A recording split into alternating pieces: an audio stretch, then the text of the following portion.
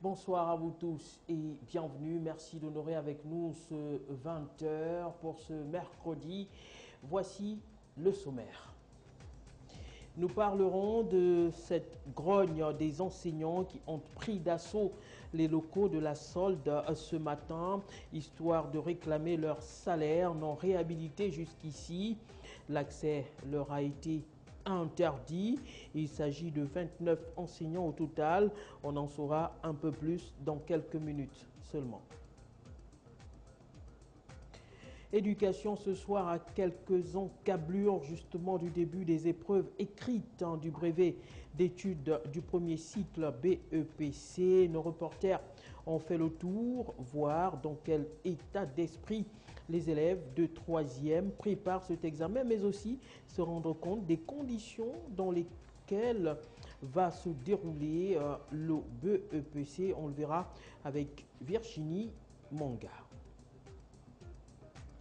Et la page dossier ce soir va s'intéresser à cette situation qui affecte le gouvernement, notamment ce torchon qui brûle entre le ministre de l'Habitat Bruno Ben Moubamba et les membres du gouvernement. Ce dernier dérangerait beaucoup, selon certains témoignages. Lui qui voulait apporter sa touche dans la question de logement, dont le projet de loi a été purement et simplement rejeté à l'Assemblée nationale, ce qui nous emmènera à s'intéresser là aussi à la question de logement au Gabon. Le dossier sera signé Patrick Serrano et Juliette Bayard. Pour amorcer ce journal, parlons d'abord des travaux du bassin versant. Nous sommes là dans le 6e arrondissement de Libreville, quartier Ndiayong. Des travaux, dit-on, qui connaîtraient des avancées, des travaux qui pourraient aller au-delà du pont de Ndiayong, la route qui mène à Sotega, Timichos et Kembo. La question est de savoir comment ces derniers vont procéder, et c'est là où justement Virginie Manga intervient. Elle nous apporte quelques bribes de réponses dans ce reportage. Les travaux d'aménagement du bassin versant de Ndiayong connaissent depuis quelques mois une véritable avancée. Seulement, l'on s'interroge sur le sort des habitants situés en amont du canal, sachant que le pont de Ndiayong est construit sur la Buse. Comment vont-ils alors contourner cet obstacle si l'on tient compte de la nécessité de cette entreprise d'achever les travaux du bassin versant dans quelques mois? Et nous constatons que le bassin versant de Ndiayong est totalement abandonné, sauf quelques travaux qui se font en amont, par ici. Donc en aval, vous remarquez bien que c'est totalement bouché. Je me rappelle un peu, vous devez certainement vous souvenir, qu'à une période un peu plus ancienne ou récente, ça dépend, on avait trouvé un corps ici, à cet endroit, alors que les travaux de l'échangeur ou du pont avaient déjà entamé. Donc je pense qu'il est légitime que l'on finisse les travaux de ce bassin versant. Surtout qu'on a déjà commencé plus haut, il faut que l'on finisse également plus bas. Il y a quand même des risques. Je pense que les responsabilités doivent être partagées. Les techniciens doivent savoir qu'en construisant ou en prévoyant la construction de cet ouvrage, ils devaient faire une étude profonde, celle qui consiste à voir que l'on construit sous une rivière, donc un passage, donc une rivière. Il fallait bien dimensionner l'ouvrage pour que l'ouvrage ne s'affaisse pas. Au regard de l'avancement des travaux aujourd'hui et des obstacles qui s'imposent naturellement, la question des inondations dans cette partie de la commune de Libreville ne trouverait pas de solution avant plusieurs années encore.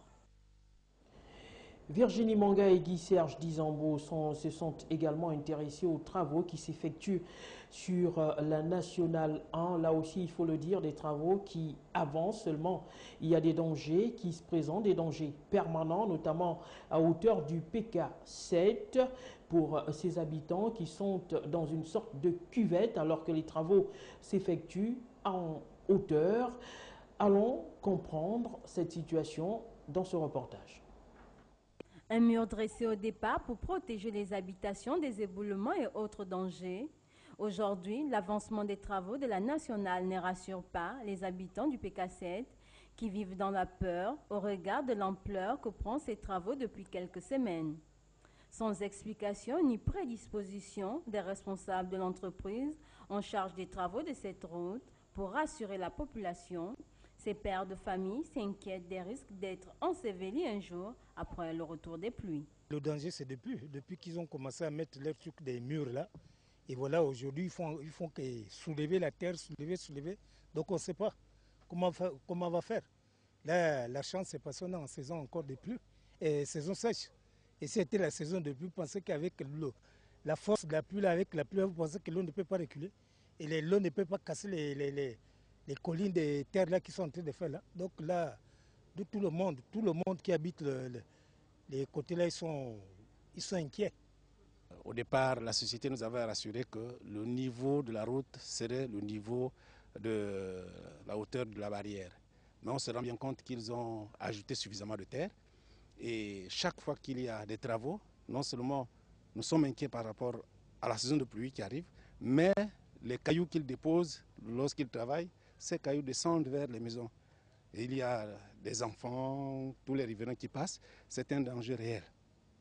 En sus de cela, nous avons bien peur que si les travaux ne vont pas à leur terme, nous risquerons d'être ensevelis par la terre.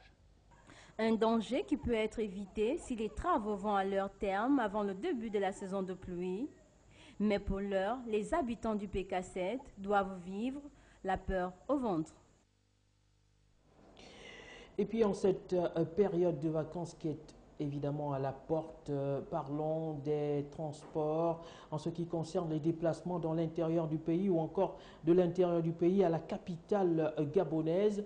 Pris Kantam et Edgar Ndé ont fait le tour de quelques agences là-bas. Il y a 2 plaintes. Ils disent qu'en ce moment, l'affluence n'est pas ça. Il y a des mécontentements quant à la mesure du gouvernement, celle qui concerne les voyages en nuit. Voyons cela avec Pris Kantam. La fin d'année scolaire, période à laquelle les agences de voyage réalisent souvent leur meilleur chiffre d'affaires. Seulement en cette fin du mois de juin, les activités y tourneraient encore au ralenti. Ces agents qui accusent la crise espèrent tout de même des meilleurs résultats d'ici la fin du mois de juillet. Il y a la crise. Vous constatez, la salle d'attente est vide. Hein? C'est difficile. Ce n'est pas tout le monde qui a cette possibilité-là de voyager. Le volontairement, il aime bien aller chez lui. Hein? Ouais. Après l'examen, bon, on espère qu'on aura l'affluence que nous avons connue les années dernières. Suite à l'accident qui s'était produit à Kango en juillet 2016, faisant plus de 10 morts, le gouvernement gabonais a de nouveau brandi l'interdiction au transport en commun d'effectuer des voyages nocturnes vers l'intérieur du pays. Une mesure salutaire pourtant, mais qui aurait eu des conséquences désastreuses dans ce secteur. On ne fonctionne plus bien. Avant, on avait les voyages de journée, on avait les voyages de nuit. Et ce qui a fait en sorte même qu'aujourd'hui, là, vous vous rendez compte que même la main-d'œuvre, hein, il y a des agents d'exploitation aujourd'hui qui sont en congé technique. Pourquoi? Parce que à Major, on avait 2 équipes. Il y a des gars qui travaillent la journée, ceux qui travaillent le soir.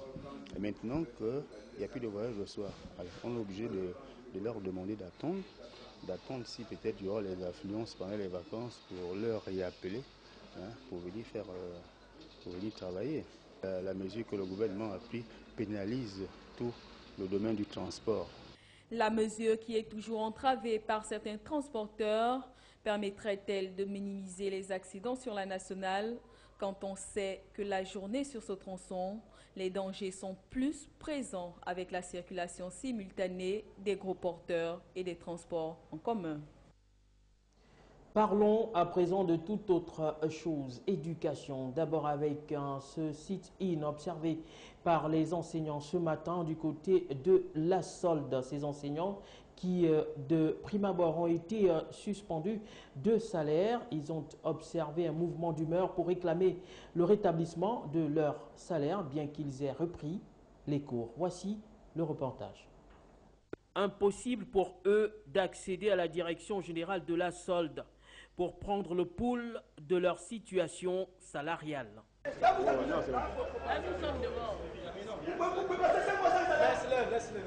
Nous sommes très outrés, nous sommes frustrés, nous sommes révoltés. Et on nous empêche en tant qu'agent public de franchir ces portes pour s'enquérir de notre situation salariale. Ils nous empêchent en tant qu'agent public de rentrer pour prendre des informations. Ils ont commis les policiers pour nous y empêcher. Mais nous ne serons pas d'accord et nous resterons ici. Aussi longtemps qu'ils voudront nous enfermer, comme ils l'ont fait avec Marcel Libama Tshibanga, eh bien nous sommes prêts qu'ils viennent nous chercher. D'abord, sevrés de leur salaire sur décision de l'autorité de tutelle. Aujourd'hui, ces enseignants, bien qu'ayant repris les cours, ne sont toujours pas rentrés en possession de leur rémunération. Un dossier a été transmis par notre tutelle, signé du ministre Moussavou, au niveau de la solde, 78 noms. Mais il se trouve que malheureusement, dans ces 78 noms, 29 noms ont été volontairement omis. Et l'information qui nous est donnée par le directeur de la solde, M. Edouard Foulambom, c'est que ces cas-là vont être réhabilités alors que ça fait 5 mois. Pourtant, auditionnés par la Cour constitutionnelle, les ministres en charge de ce dossier promettaient la réhabilitation dans les brefs délais de leurs revenus. Nous sommes là pour exiger du ministère du Budget, de M. Mathias Otunga, qui est le responsable de ce ministère, de rétablir les enseignants que nous sommes.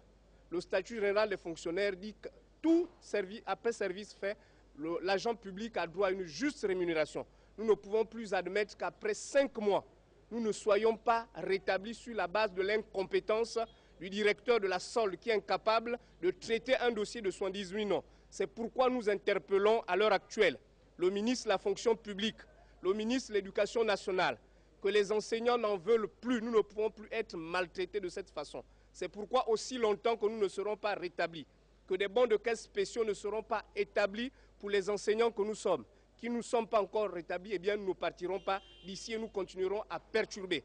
Notons à toutes fins utiles que seuls les salaires de Simon Ndong Edzo et Marcel Libama ont été réhabilités sans trop comprendre pourquoi.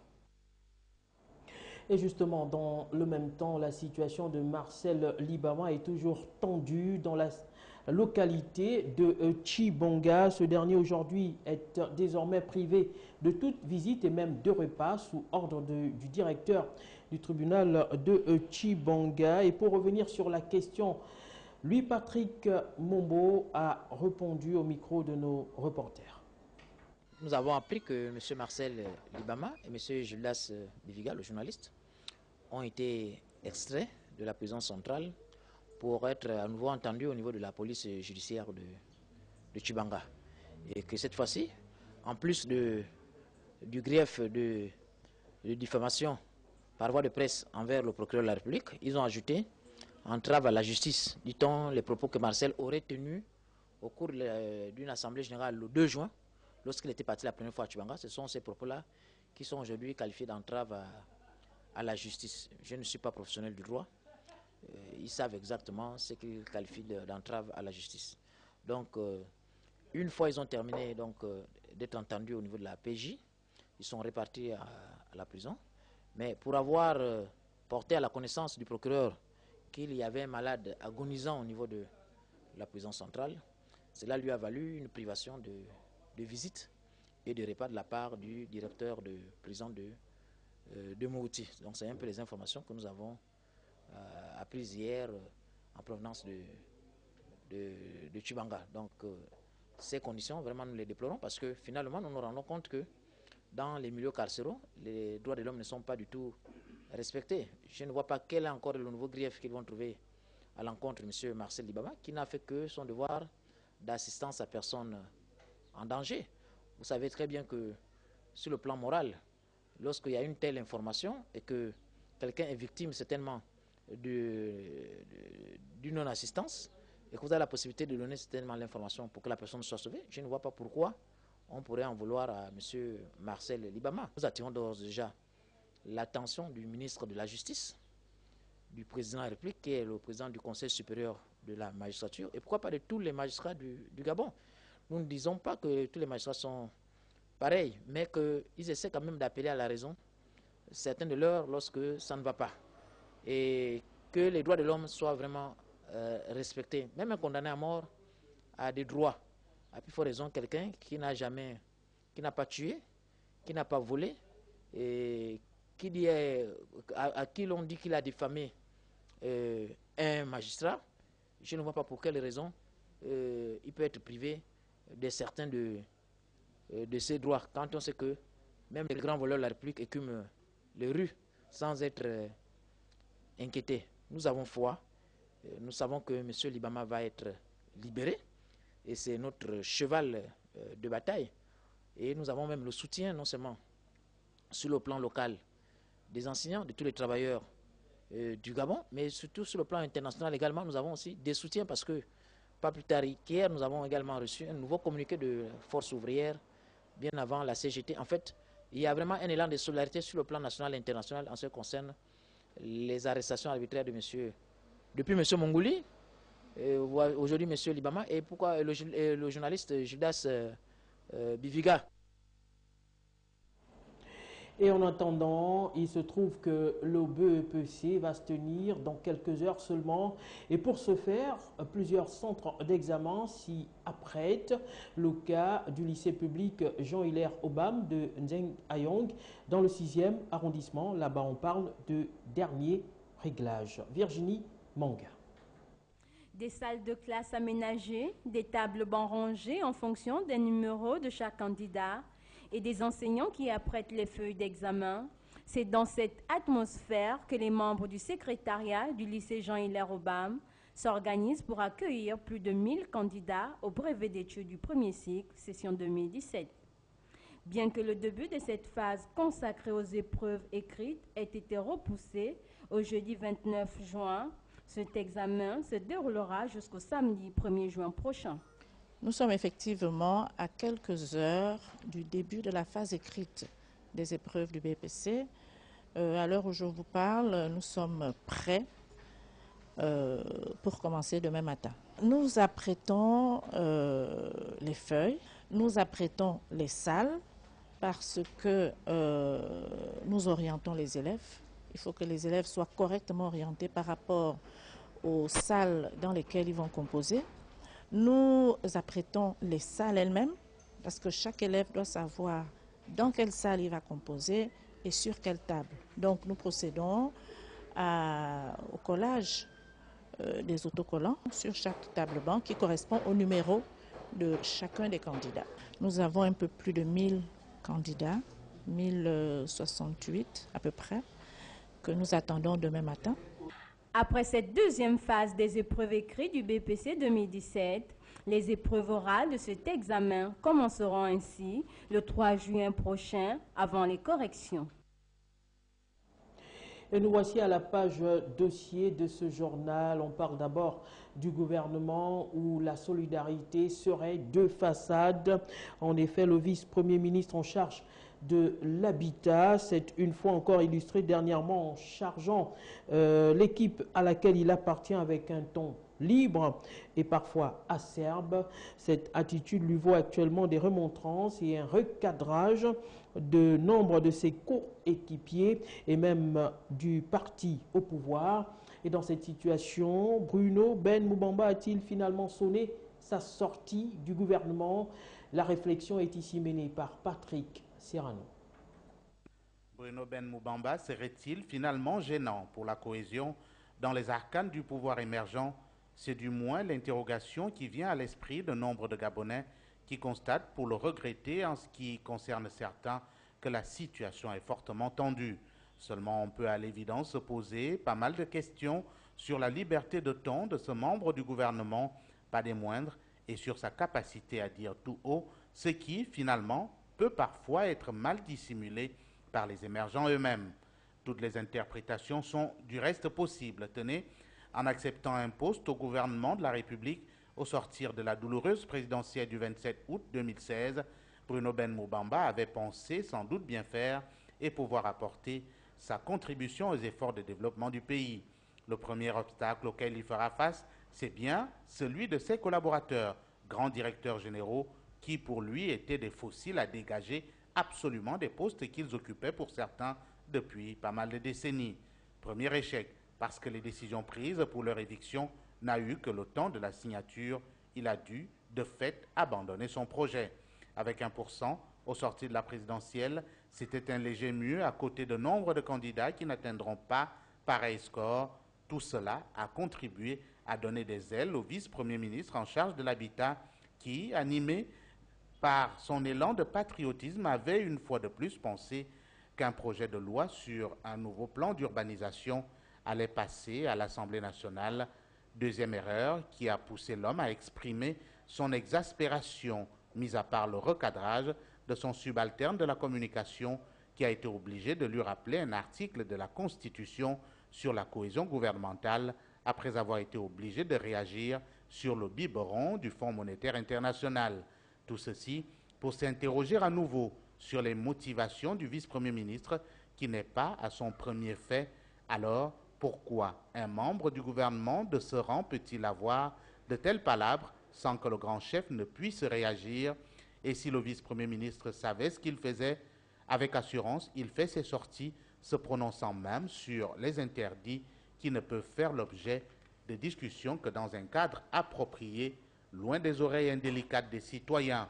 Et ainsi peut se décrire l'ambiance au sein de ce gouvernement, lequel gouvernement n'est pas le seul à s'acharner sur l'homme, de la schizophrénie à l'incompétence, en passant par son incapacité à convaincre les députés, selon le président du groupe parlementaire du parti absolument majoritaire de l'Assemblée. Il faut penser sans doute que Bruno Ben Moubamba creuse progressivement sa tombe, du moins son éviction du milieu des émergents. Avec le nouveau gouvernement annoncé, son maintien au sein de cette équipe traduirait éventuellement une pensée profonde sur les défenseurs du régime. Et si ces défenseurs eux-mêmes étaient sur la ligne de départ, l'avenir nous le dira. Voilà, Bruno Ben Moubamba, lui qui a en charge l'habitat, lui qui voulait absolument changer le visage de l'habitat en terre gabonaise. Il se trouve que la rédaction s'est intéressée justement à la question de logement qui est une véritable problématique. Et si cette situation était entretenue, je ne vous en dis pas plus, allons le savoir, le comprendre avec Juliette Bayard. La question du logement au Gabon, un véritable casse-tête chinois tant pour les pouvoirs publics que pour la population, toujours en quête d'un environnement de vie digne de la race humaine. La politique de logement au Gabon rencontre toutes les difficultés. Les 10 000 logements depuis Raymond Donsima à la tête de la primature jusqu'à aujourd'hui, ère de Bruno Ben Moubamba, ne sortent toujours pas de terre. Ces projets d'une portée sociale seraient-ils butés à une sorte de sabotage? Les politiques ne sont pas, si on va dire, efficientes ou efficaces, on ne pense pas. Parce que déjà le gouvernement, certes, ce qu'on constate par rapport aux paroles de nos hommes politiques, voilà, c'est bel et bien là, c'est le punch, mais sur le terrain, on ne voit pas l'efficacité effectivement de leurs propos, si on peut le dire ainsi. Des maisons de fortune qui abritent souvent des familles nombreuses et qui ne sont pas privilégiées dans le partage entre griffes des logements dits sociaux. Le cas de cette compatriote abandonnée dans une cabane dans la mangrove. J'ai un grand problème pour ma maison là. C'est ce qui me fait peur aussi. Parce qu'il y a un grand vent ici là qui souffle. Donc, vous voyez comment elle est, ma maison. Donc, un moment, ça a failli même sauter là un jour. C'est ça mon problème, d'être à l'aise ici, là. Si on peut me faire une maison ici et un pont, m'aider quoi. Même s'ils ne peuvent pas, chacun peut amener même le gravier par-ci ou par-là, ou bon, les choses qu'on construit les maisons avec, tout ce qu'on peut me donner avec les enfants, moi-même, ça va m'aider. Vu qu'il y a des personnes qui ne bénéficient pas de ça, voilà, c'est en ce sens-là que pour nous, Voilà, bon, pour moi en particulier, quoi. Je veux dire que c'est pas ça. Si la politique de logement a échoué, ne peut-on pas penser ou recenser les personnes les plus vulnérables et nécessiteuses pour leur céder les rares logements sociaux existants? Le vice-premier ministre en charge du logement a donc fort à faire. Et dans cette politique de logement, nos reporters ne se sont pas arrêtés là. Ils se sont déportés du côté de la cité de l'égalité des chances à Ngondje, où les occupants ont abandonné eux-mêmes les logements, et des logements qui constituent aujourd'hui un véritable calvaire. Voici le reportage.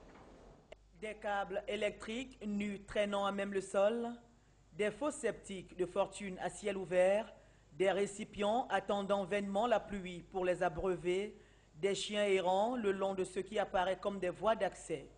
Tel est planté le décor à la cité de l'égalité des chances d'Ngondje, où les chances de survie de ses habitants s'amoindrissent de jour en jour. On n'a pas d'eau, comme vous voyez. Voilà les fosses qu'on utilise. Nous-mêmes, nous sommes obligés de creuser. Donc c'est un peu dans ces conditions qu'on vit ici. Là. Et puis l'eau, on part faire la queue pour prendre de l'eau à la pompe publique. D'ordure, on prend les poubelles, on part jeter ça à la grande benne de l'autre côté là-bas. On fait des kilomètres et puis on part verser ça à la grande benne de l'autre côté là-bas. Et puis pour la maison, donc on essaie, puisqu'on n'a pas les WC à l'intérieur, puisqu'on n'a pas d'eau, donc on fait ça, on fait les selles dans les sachets et puis on part jeter dans la forêt.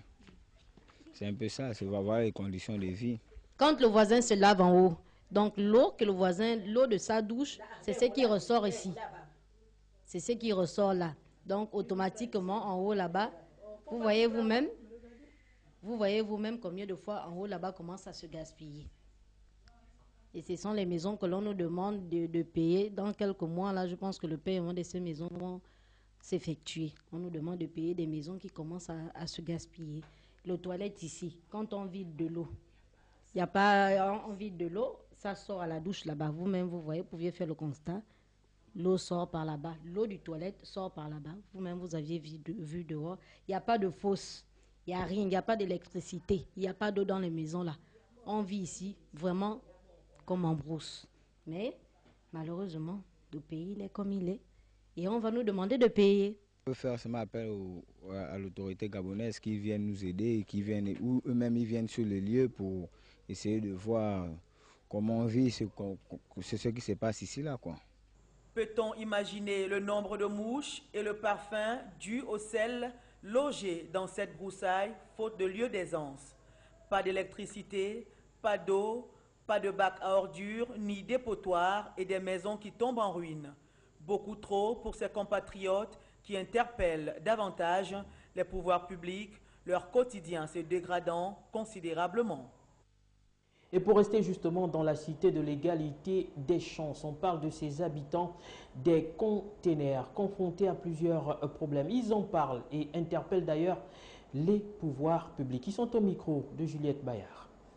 Je suis dans le conteneur depuis, ça fait déjà 6 mois que je vis dans le conteneur avec les enfants. Et ici, là, on n'a pas l'eau, on n'a pas le courant. On vit comme ça. On n'a pas l'eau, on n'a pas le courant. Mais je n'ai pas de moyens d'aller louer une maison qui coûte, comme j'ai dit gosse, je n'ai pas de moyens pour aller louer une maison qui coûte peut-être 50 000 ou 70 000. Hein? J'ai demandé l'aide à l'habitat de me trouver même un studio. Hein? Un studio. Moi-même, je peux payer. Le studio, là, 35 000, vraiment, ça ne me coûte rien. Je travaille, je fais le ménage quelque part chez un particulier. Je demande l'aide au président et la première dame. C'est ça. C'est ça ma situation. 06 56 00 72. Je suis dans le besoin. Je dis gosse, il n'y a pas le travail. Et je travaille chez un particulier, je gagne 100 000 francs. C'est ce qui peut me permettre à payer un studio ici dans les logements sociaux. Voilà. Mais moi, je me disais que c'était les logements sociaux, alors que vraiment, je ne comprends rien. Nous voudrons que le ministère et, je peux dire ça comme le gouvernement, reviennent, comme ils ont dit, ils vont refaire les travaux ici pour reconstruire d'autres maisons. Nous voudrons que ces choses-là se réalisent. Parce que ils nous avaient dit, parce qu'ils sont venus ici au mois de février. Février, ils nous ont dit dans 6 semaines. Mais ces 6 semaines-là sont passées. Nous voudrons que ça se réalise pour que chaque citoyen rentre dans sa maison. Au moins s'il le fait, pour ça, nous serons trop contents même. Nous serons trop contents que chacun est dans sa maison avec de l'eau, de l'électricité, sans problème. Parce que ici, même l'électricité, il y a des fois les affaires qu'on achète pour l'électricité, pour se connecter. Il y a des fois ces affaires-là pètent. Ça c'est gré, après il faudra encore renouveler à chaque fois il faut renouveler. Chez nous, ça nous dérange. C'est pas que non, machin, quelqu'un comme moi, j'ai fait mes bricoles. Bon, quand on appelle ça, le connecteur pète, on vient me voir, moi qui suis un de mes petits frères. C'est un de mes petits bricoles que j'ai vu remettre de l'argent pour qu'on achète encore des connecteurs. Et je ne suis même pas à l'aise dans une maison comme les autres. Moi, je suis au conteneur. Bon, lorsque on vient me voir, moi, j'ai fait comment?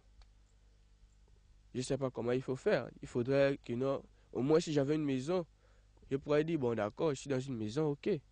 Mais je ne suis pas dans une maison. Et moi-même qui suis ici, il y a des voleurs. Je dors avec un œil ouvert, un œil fermé.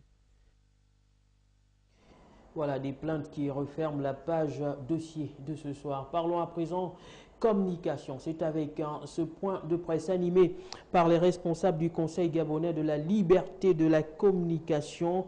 Il était question d'évoquer au cours de cette rencontre les droits et devoirs des communicateurs ainsi que les dérives constatées depuis quelque temps dans le pays. Juliette Bayard, Bettines Makoso. C'est un point de presse aux allures de conférence, tant le contenu du message a captivé l'assistance à majorité des hommes des médias. L'initiative est du bureau du Conseil gabonais de la liberté de la communication, cette ONG de l'autorégulation des métiers rattachée à la communication, née en octobre 2016 et présent sur le terrain depuis mars 2017. Une tribune pour les communicateurs. Les modalités de fonctionnement du Conseil gabonais de la liberté de la communication. C'est une structure qui appartient aux journalistes. Il leur appartient de contribuer à son financement. Le nerf de la guerre, c'est l'argent. On sait que la situation est difficile pour tout le monde, mais on demande quand même à chaque journaliste de donner par mois 10 000 francs pour être adhéré, ou bien pour adhérer à cette structure. Ce qu'on peut retenir également, c'est les séminaires ateliers que l'on va organiser régulièrement avec vous en toute confraternité. Loin de nous l'idée de donner des leçons. Il s'agit d'aider les uns et les autres à relever le journalisme vers le haut. Des droits et devoirs des journalistes évoqués lors de cette rencontre, non sans mentionner les entraves à la liberté de la presse en Afrique noire francophone, ce depuis les années 90.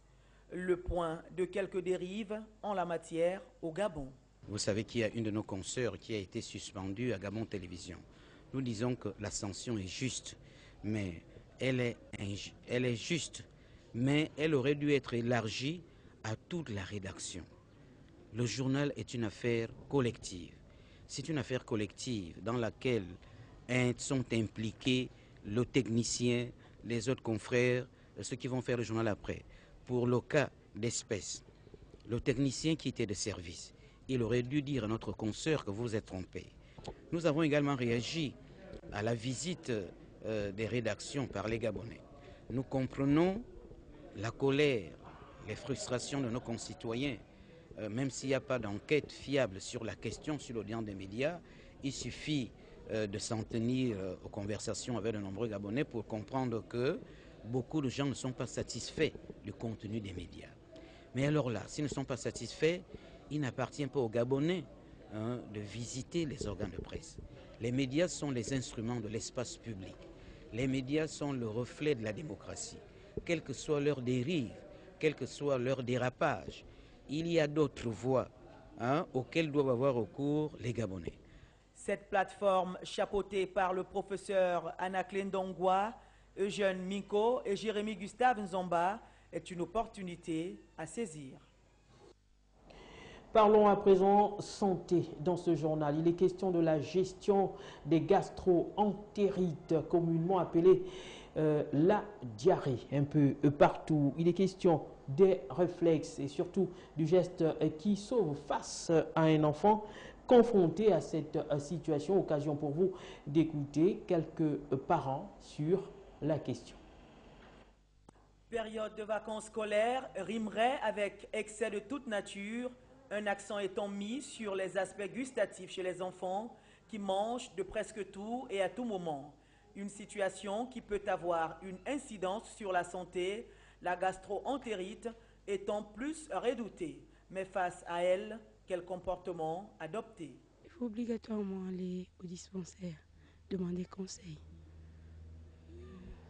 Bon, ici à Libreville, nous avons aussi des pharmacies. On peut aussi obligatoirement, si on rentre dans une pharmacie, demander conseil à une pharmacienne. Elle peut nous conseiller aussi de prendre un médicament qui peut soulager normalement l'enfant. La première des choses qu'on fait, c'est de l'amener voir les spécialistes, ceux qui sont vraiment spécialisés dans ce domaine. Ce sont eux qui auront à diagnostiquer si il y a des traitements à faire. Parce qu'on ne va pas se mettre à donner n'importe quoi à l'enfant à la maison, disant que parce qu'il fait la diarrhée, on se met à lui donner n'importe quoi. Un enfant qui mange sans se faire prier, un signe de bonne santé, mais trop manger par contre peut être néfaste. Face à un écoulement de ventre, bon nombre pensent à la recette de grand-mère. De mon temps, on prenait 7 morceaux de sucre, on mettait dans 1 litre d'eau et on faisait boire l'enfant beaucoup d'eau. Et au fur et à mesure, l'enfant ne se fatiguait pas trop. Si ça arrivait par exemple dans la nuit, l'enfant ne va pas vraiment se fatiguer. Très tôt le matin, on pouvait aller au dispensaire. Chercher à stopper l'écoulement du ventre, surtout au niveau des enfants. Moi, personnellement, je n'ai pas une expérience à ce niveau.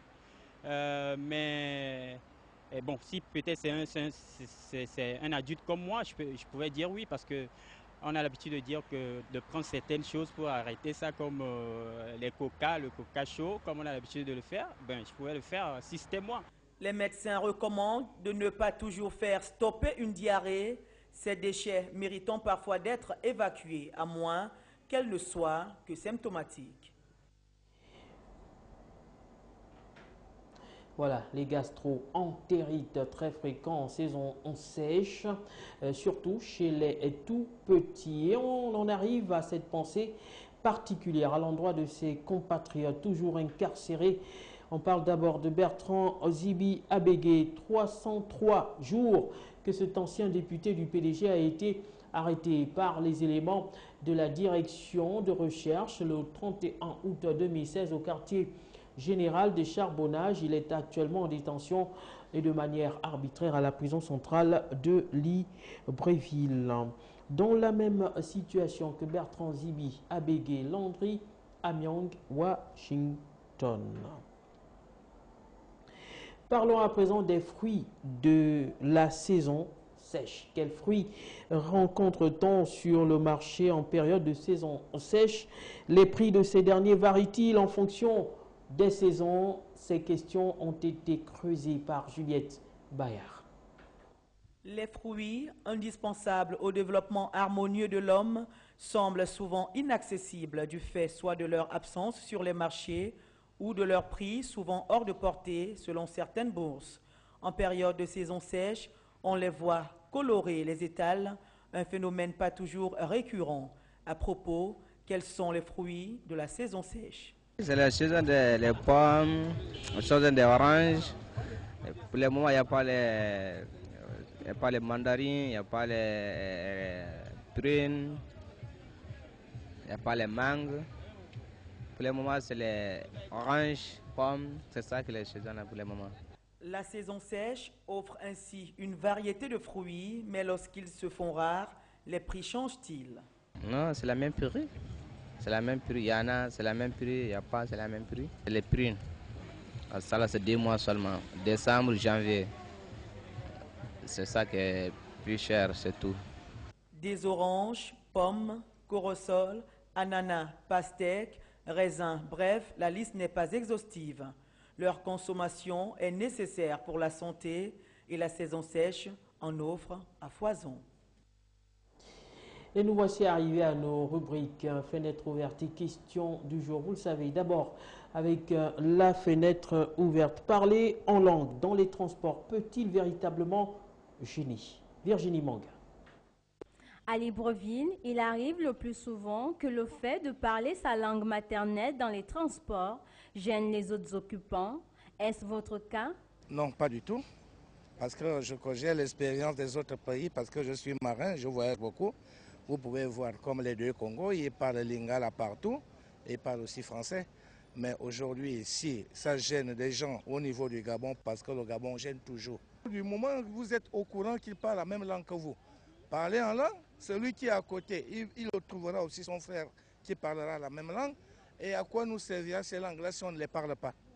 Pour d'autres, parler en langue ne devrait pas gêner lorsqu'on veut partager un secret. Il y a un cas pour le Gabonais parce qu'ils n'ont pas une langue nationale, n'est-ce pas?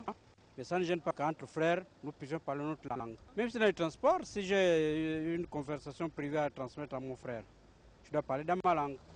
Et c'est qu'il faut faire la promotion de nos langues. Pour d'autres encore, on peut s'exprimer dans son patois dans les transports, excepté dans les administrations. Bon, je ne pense pas que cela devrait gêner parce que dans le cadre d'une consolidation de l'unité nationale, la langue est un support donc, qui permet d'identifier une culture bien déterminée. Donc cela ne devrait pas gêner. Par contre, dans l'administration, dans des lieux ouverts à tout le monde, comme le service administratif, là, le code voudrait qu'on parle une langue commune qui est le français, mais dans la rue, dans les transports, il faudrait réellement marquer l'identité nationale à travers l'exercice ou bien l'utilisation des langues du pays. Il est souhaitable qu'on s'exprime uniquement en français lorsqu'on est dans les transports, déclare une autre catégorie de personnes. Il est souhaitable et même vraiment souhaitable qu'on parle français parce que c'est la langue nationale. Il y a les autres, par exemple, qui sont dans le taxi-bus. Et puis, ça doit gêner les autres quand on vous entend, qu'ils vous entendent parler, par exemple, le Bapounou, tel que moi, que je parle Bapounou avec quelqu'un, alors que les autres ne sont pas de cette ethnie-là. Parler la langue, c'est s'identifier puisque l'on appartient à un groupe culturel bien défini, et ce, malgré l'existence d'une langue nationale. Quelle est l'ancienne appellation du Zaïre? C'est la question du jour. Quelle était l'ancienne appellation du Zaïre? Congo-Kinshasa. Du Zaïre? Congo-Léopoldville. Zaïre? Le Congo-Kinshasa? À ma connaissance, c'est le Congo-Kinshasa. Hein? Je ne sais pas. Hein? Je ne sais pas. Ancienne appellation du Zaïre. Zaïre, c'est... Ça, le son d'histoire m'échappe. Le Zaïre s'appelait le Congo belge. Congo belge? Aucune idée. Le Zaïre. Leur capitale s'appelait Léopoldville.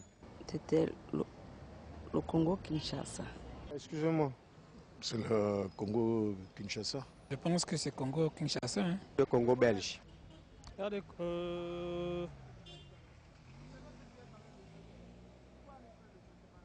Congo belge? Congo belge. C'était Congo-Kinshasa. Voilà, 3 bonnes réponses dans cette question du jour. Avant le Zaïre, c'était bien le Congo belge. Voilà pour l'essentiel de l'actualité pour ce mercredi. À présent, la page éphéméride. D'abord avec la citation du jour. La destinée des nations dépend de la manière dont elles se nourrissent. Puis le proverbe du jour. L'avare est semblable à l'âne chargé d'or qui se nourrit de paille. Demain, nous serons jeudi 29 juin 2017, 180e jour de l'année et nous en restera 185 avant 2018 et nous poursuivrons la 26e semaine. Plusieurs prénoms à l'honneur demain, Paul au masculin, Paul au féminin et Pierre. Et ce communiqué de la Direction générale de TV+, 2833 jours que le ministère de la Communication séquestre le matériel de TV+, depuis l'élection présidentielle du 30 août 2009 à 17 h. Les équipements audiovisuels satellitaires et d'émissions UHF Libreville de TV+, installés à la Cité de la Démocratie et qui permettaient une télédiffusion nationale et internationale, sont séquestrés par le ministère de la Communication. TV+ réclame ces équipements audiovisuels au nom de la liberté de presse en République gabonaise. Voilà, merci à vous tous de votre attention.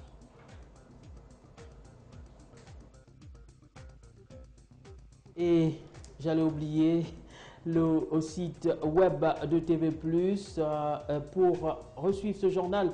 Il s'agit de www.tvplusgabon.com et ce numéro désormais à votre disposition, le 01 72 21 29. Voilà, comme je vous l'ai dit, merci à vous tous de votre attention.